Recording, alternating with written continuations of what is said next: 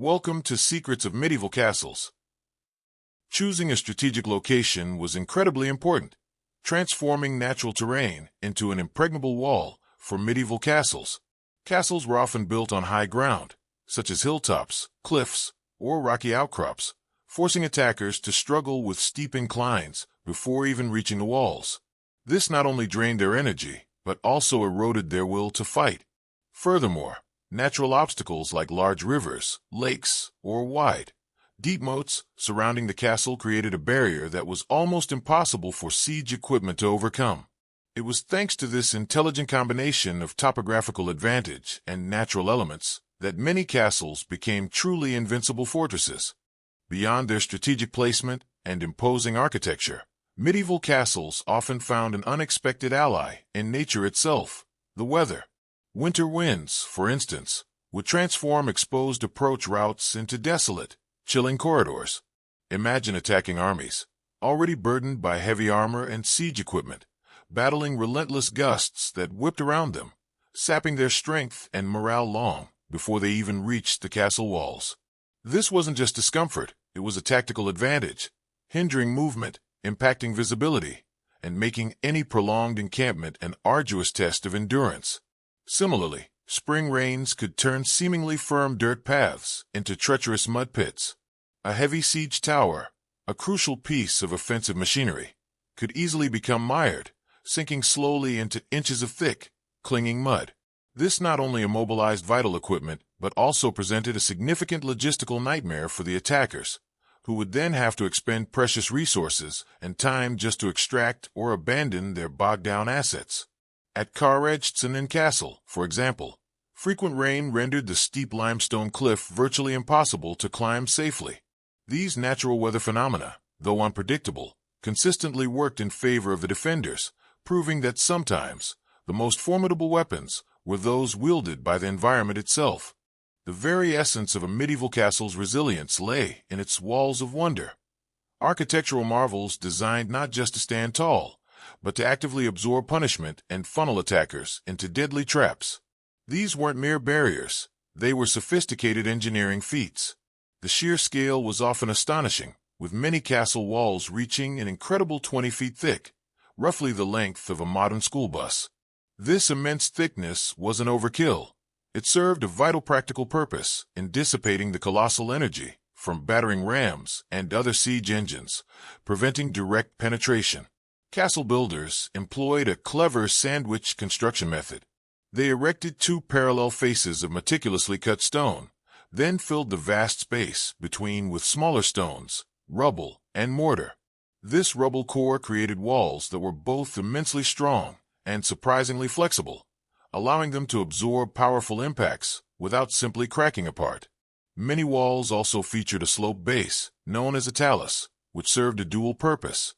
It deflected incoming attacks upwards, lessening the direct force of battering rams, and simultaneously created a troublesome angle for siege ladders, making them prone to slipping.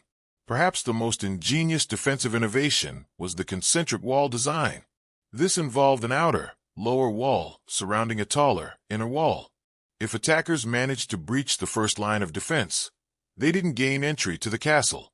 Instead, they found themselves trapped in a killing zone, a narrow, exposed area between the two walls, where defenders from both sides could rain down arrows, rocks, and other projectiles with devastating effect.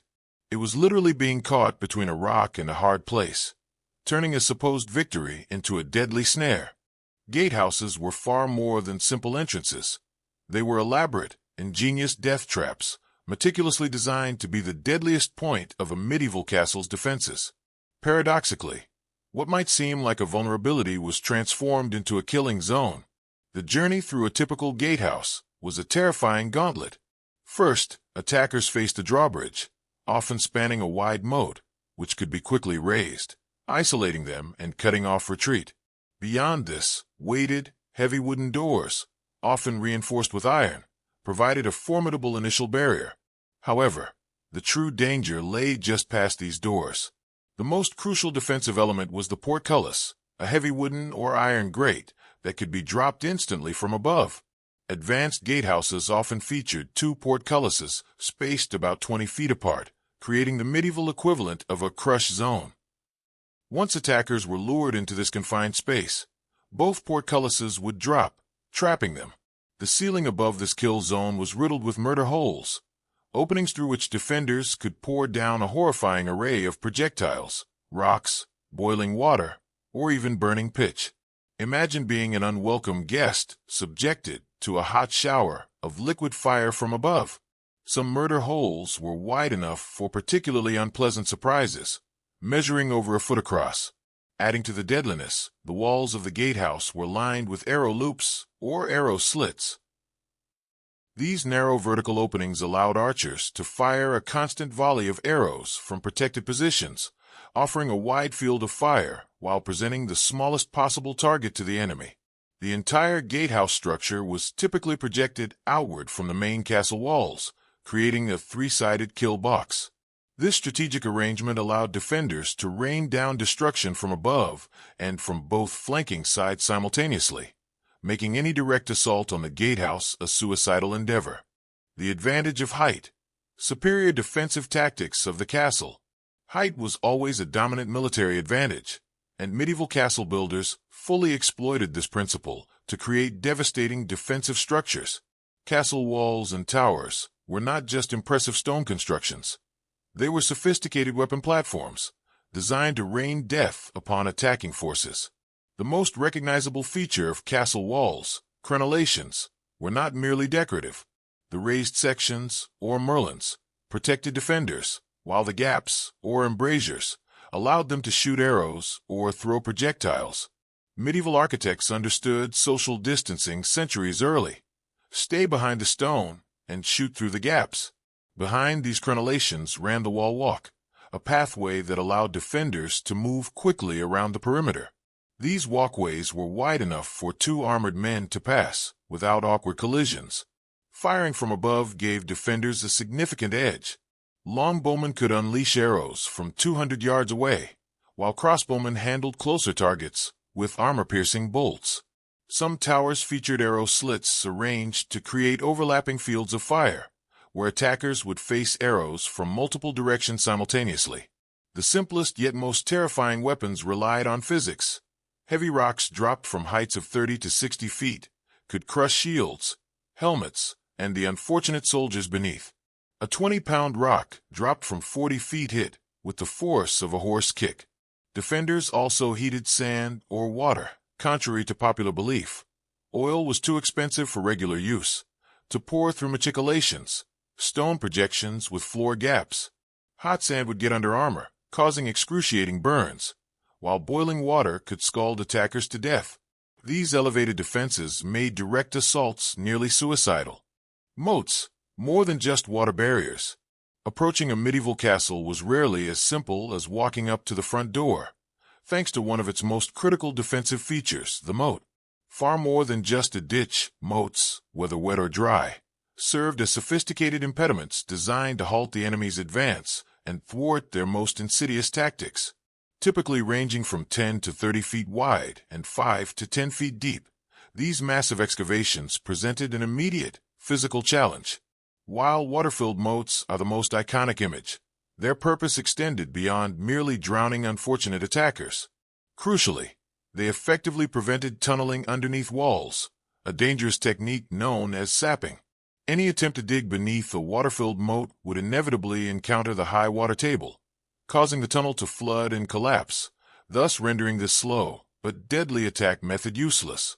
Furthermore, what moats forced attackers to build bridges or use boats, both highly dangerous propositions when subjected to a constant barrage of arrows and projectiles from the castle above. Dry moats were equally effective and often employed in areas where maintaining a water-filled moat was impractical. These deep trenches could be filled with a variety of unpleasant surprises, including sharpened stakes, metal spikes, known as caltrops, or even dangerous animals in warmer regions. Imagine the psychological impact of facing a ditch filled with venomous snakes. Some castle builders took psychological warfare to new heights, filling moats with sewage and rotting garbage, making the sheer stench enough to deter even the most determined besiegers. Crossing these formidable barriers necessitated massive engineering efforts, like constructing portable bridges or filling operations, all while under relentless fire from the defenders. This made moats an indispensable first line of defense, buying crucial time and forcing attackers to commit significant resources before even touching the castle walls. Towers, early warning systems, and battle stations. Medieval castle towers were far more than just impressive stone structures. They were sophisticated battle stations that played a pivotal role in the entire defensive system. Soaring up to 100 feet tall, these towers provided defenders with the ultimate advantage of height and visibility. First and foremost, towers served as crucial early warning systems. Lookouts stationed at the very top could spot approaching armies days before their arrival, using smoke signals, fire beacons, or flag systems to alert the castle garrison. The Tour de Constance in France, for instance, featured a special chamber for signal fires visible 20 miles away, making medieval lookouts essentially human traffic cameras, except they handed out arrows instead of speeding tickets. Tower design evolved significantly over time. Early square towers had a serious flaw: blind spots at their corners where attackers could work unseen. By the 12th century, round or D-shaped towers became standard. This ingenious shift eliminated blind spots and made it nearly impossible for battering rams to find flat surfaces to strike. These curved walls also deflected projectiles more effectively than flat surfaces. Strategic placement was crucial. Towers were typically spaced 100 to 200 feet apart, roughly the effective range of a longbow, ensuring overlapping fields of fire. This meant attackers would face a hail of arrows from multiple directions simultaneously. Inside, castle designers created specialized fighting platforms with arrow loops, narrow slits that allowed defenders to shoot while remaining protected.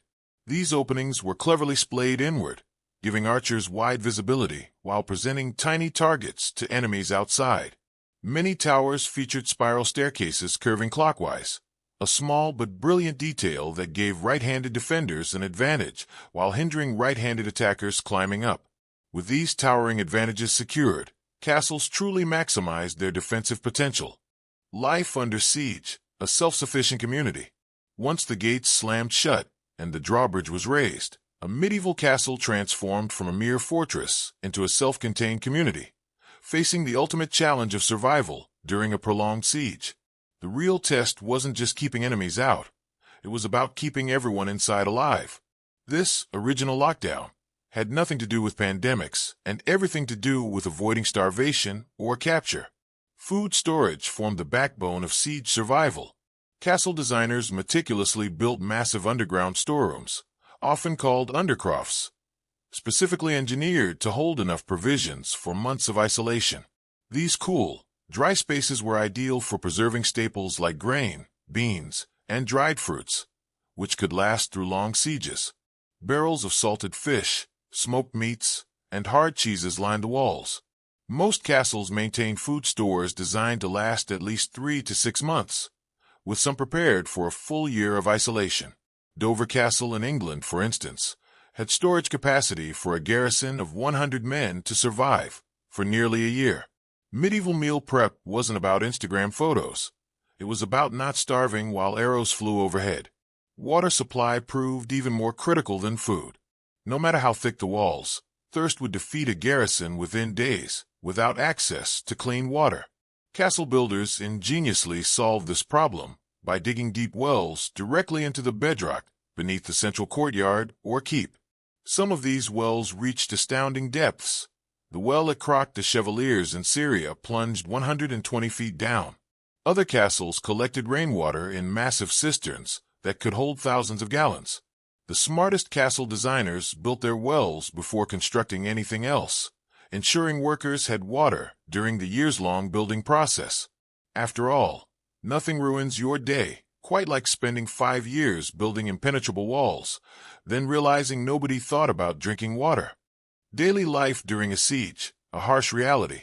Life inside a medieval castle during a siege was far from comfortable. It was a grueling existence marked by cramped conditions, severe sanitation challenges, and pressing health concerns. The castle population would swell dramatically beyond its normal size as peasants from surrounding lands sought protection behind its formidable walls, instantly creating an acute space shortage. Great halls, typically reserved for grand feasts, were transformed into communal sleeping areas, and even noble families, who usually enjoyed private chambers, might find themselves sharing space with dozens of others. Privacy vanished, and the castle's equivalent of Wi-Fi would have suffered from serious bandwidth issues, with the only streaming being the occasional leak in the roof. Sanitation presented another major, constant challenge. While castle designers incorporated latrines that emptied through chutes in the outer walls during normal times, these became vulnerable points during sieges, potentially used by enemies to climb or start fires. Alternative arrangements included chamber pots emptied into dedicated waste pits in the courtyard. Some larger castles, like Pembroke Castle in Wales, with its massive latrine tower accommodating 20 people simultaneously, showcased more sophisticated systems, but the sheer volume of people still strained resources. As sieges dragged on, health concerns mounted rapidly. Fresh vegetables quickly ran out, significantly increasing the risk of scurvy and other deficiency diseases. Doctors stored herbs and medicines, but their effectiveness was severely limited by rudimentary medieval medical knowledge. Castle inhabitants relied heavily on brewing beer and wine, not just for morale, but because the fermentation process made these drinks safer than potentially contaminated water. This kept medieval defenders both hydrated and perhaps slightly more optimistic about being surrounded by enemies since 1066. Secret passages, emergency exits, and strategic advantages. While towering defenses kept attackers at bay, medieval castles also boasted a hidden layer of security. Secret passages and concealed doors that served as both emergency exits and strategic assets. These original emergency exits didn't have annoying alarms, but they occasionally had other surprises. Known as posterns or sallyports, these narrow, often winding passages allowed defenders to slip out undetected during sieges, typically emerging far from the main castle in wooded areas or ravines. They were medieval versions of ghosting an unwanted party guest. These hidden routes enabled defensive raids. Small groups could sneak out at night to sabotage enemy siege equipment or attack sentries, then quickly retreat. Records from the 1216 siege of Dover Castle describe defenders using sallyports for nighttime attacks that destroyed enemy catapults. Most of these exits featured multiple sharp turns, cleverly designed to prevent enemies from rushing in if they discovered the passage. Some castle tunnels even served more practical purposes, connecting different buildings within the complex, allowing defenders to move reinforcements quickly without crossing exposed open areas. Countering siege weapons, ingenious castle defenses. While attackers brought formidable siege machines, medieval castle defenders were far from passive. They developed ingenious countermeasures, turning siege warfare into a deadly game of chess. When faced with battering rams, massive logs with metal caps, defenders would drop boulders, weighing hundreds of pounds directly onto them from the battlements, splintering wood and crushing unfortunate soldiers below. Siege towers, those towering wooden structures on wheels, were often met with volleys of flaming arrows aimed at setting them ablaze. Defenders also employed long hooks on ropes to snag the towers and pull them off balance, creating a terrifying lean for anyone inside. Trebuchets, giant catapults hurling stones from a distance, were countered by reinforcing walls at expected impact points and launching daring nighttime raids to sabotage the machines themselves. Some clever defenders even timed the launches to predict safe zones. Even early forms of biological warfare, like catapulting diseased animal carcasses, were met with grim retaliation, as defenders would hurl the same back, often accompanied by beehives or wasp nests. These active defenses proved medieval ingenuity was a powerful weapon. Time as a weapon, patience, and psychological warfare. In medieval sieges, the castle's most potent, silent weapon was often time itself. Defenders understood that success frequently came down to who could last the longest. This involved a sophisticated blend of patience, psychological warfare, and exploiting attacker weaknesses. Defenders would famously feast on battlements, ensuring the aroma of roasting meat drifted toward the hungry besiegers below. This medieval trash talk needed no words, just a chicken leg waved tauntingly from a tower. Sieges were ruinously expensive for attackers. A typical army in the 1300s could cost around 500 gold pieces daily. After weeks of going nowhere, many lords simply ran out of money and were forced to retreat. Weather consistently favored defenders. Winter sieges were brutal for armies camping outside, with more soldiers dying from cold, disease, and hunger than from fighting. Castle residents, while not in a five-star resort, were certainly better off. Defenders also mastered surprise attacks, or sorties, where small groups rushed out from hidden gates to target siege equipment or supply lines before quickly retreating. Deception helped too, with helmets on poles making it seem like more soldiers guarded the walls, and trumpets and drums creating the impression of reinforcements arriving. Ultimately, patience was key. Roughly 60% of castle sieges ended with attackers simply giving up. Conclusion: medieval castles, active players in power struggles. In conclusion, medieval castles were far more than passive strongholds. They were active participants in power struggles, embodying a masterful blend of strategic architecture, ingenious engineering, and cunning psychological warfare. These formidable structures, with their layered defenses and resourceful inhabitants, transformed time and terrain into powerful weapons, making them pivotal in shaping the medieval world.